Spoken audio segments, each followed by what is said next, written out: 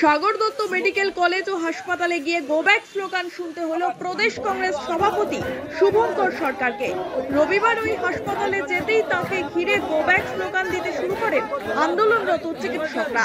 কিছুক্ষণ হাসপাতাল চত্বরে থাকার পর সেখান থেকে বেরিয়ে যান শুভঙ্কর সরকার। হাসপাতাল থেকে বেরিয়ে তিনি বলেন, পশ্চিমবঙ্গে জুনিয়র ডাক্তারদের এই আন্দোলন যদি না ঘটত, ওনারা যদি এই কিচ্ছু সাধন না করতেন, বাংলায় স্বাস্থ্য ক্ষেত্রের কালো দিক পশ্চিমবঙ্গবাসী দেখতে পেত।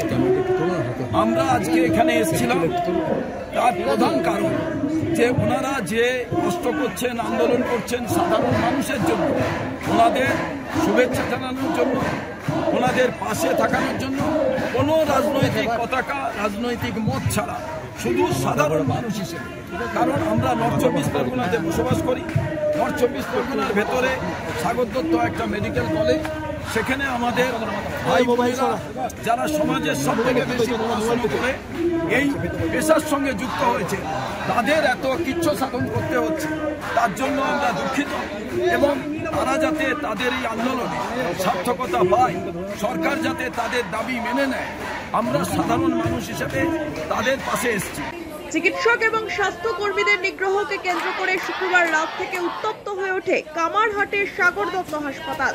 শুক্রবার রাতে সেখানে এক রোগীর মৃত্যু হয়। তারপর তার আত্মীয়রা হাসপাতালের 4 তলায় উঠে চিকিৎসক নার্সদের আক্রমণ করেন বলে অভিযোগ। হাসপাতালে ভাঙচুর চালানো হয়।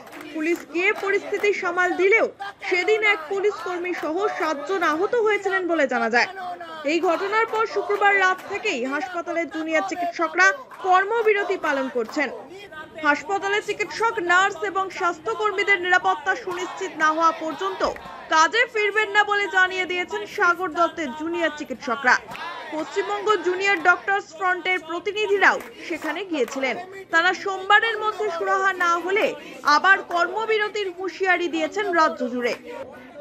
চিকিৎসকদের এই আন্দোলনকে সমর্থন জানাতে রবিবার সেখানে গিয়েছিলেন প্রদেশ কংগ্রেস সভাপতি।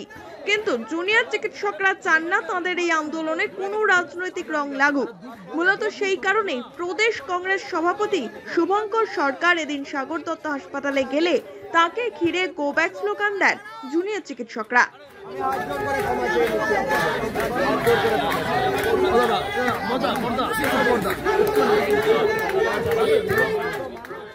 Bureau report, one India Bangla.